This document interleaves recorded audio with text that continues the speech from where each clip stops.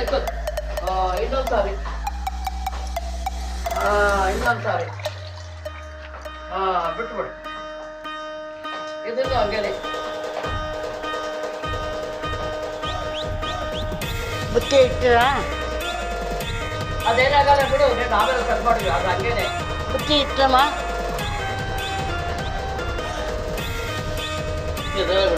ಹ್ಞೂ ಮತ್ತೆ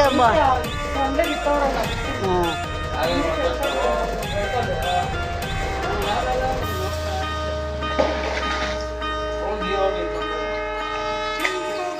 ಫುಲ್ ಹೋಗಮ್ಮ.